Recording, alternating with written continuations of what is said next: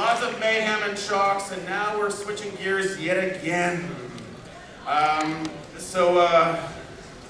starting to space a little because I'm the last programmer who goes to bed. I remember the first year that I started doing Midnight Madness, first or second year, when around 98 or so, and I was coming in home really late. I used to drink a lot more with the directors back then. I was a lot younger, could fold up, but in the morning I'd like try and sneak into the office and like maybe around 10 o'clock, sometimes 11 o'clock, sometimes 12, and Michelle who saw me one morning goes, "Oh, Colin, you must be going to bed when I'm waking up."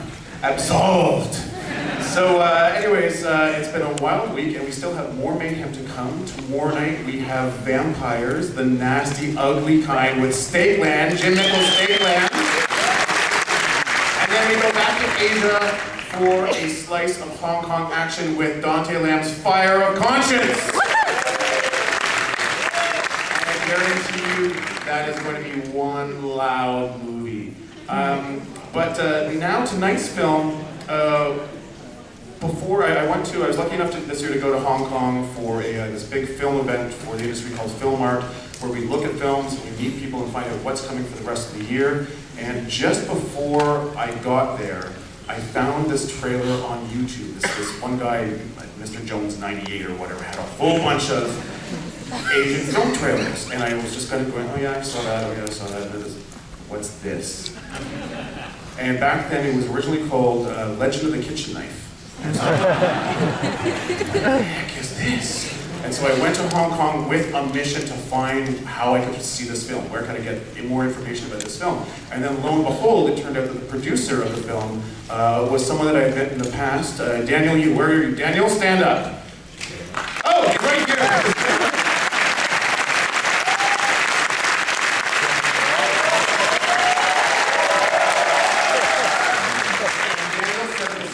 For me in this production office. It was a secret screening.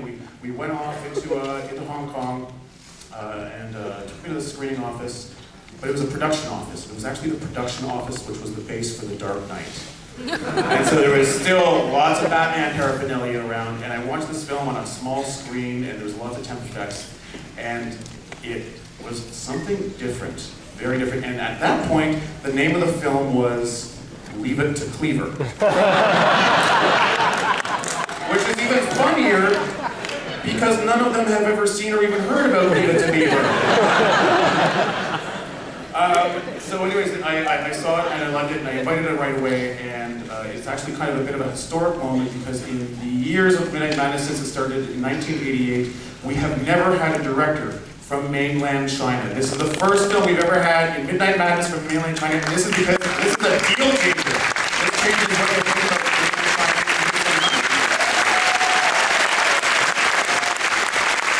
And on top of that, it's the first time we've ever had a director whose name is one word.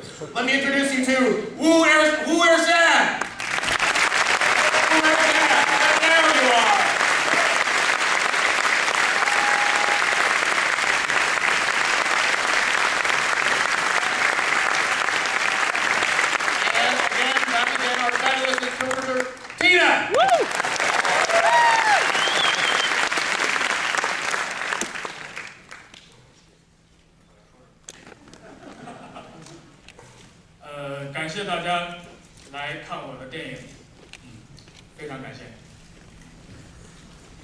So what should I say? Well, thank you for coming to my movie. Thank you very much.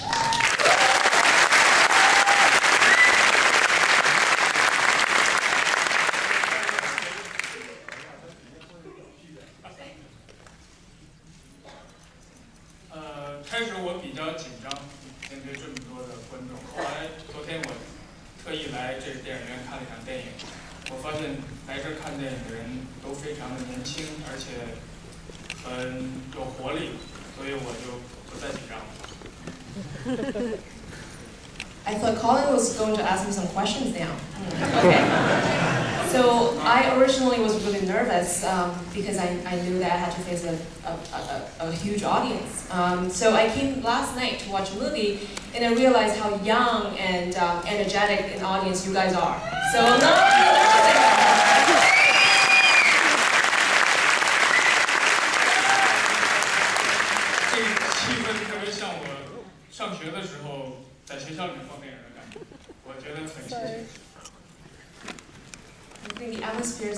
similar to when I was back in college. We had, screenings in college, in a college theater. All familiar. So yeah, it's great. I just feel like I'm right at home.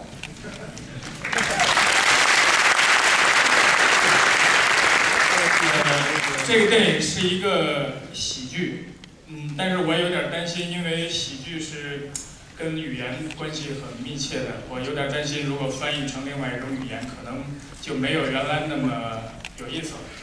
但是我只是期待你们大家能够喜欢它，能被它逗笑。如果你们不笑的话，我也没有办法。So this is a comedy. I hope you like it. But the problem is comedy, as you know, is tightly related to the language it's presented in. So I'm a little worried that some things might be lost in translation. But I hope you will find it funny. If it doesn't make you laugh, there's nothing I can do.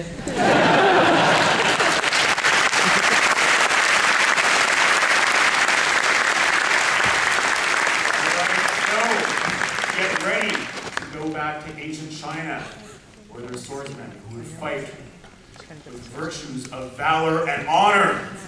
But you know what? They also had to eat. Get ready for the butcher, the chef, and the swordsman. Thank you very much.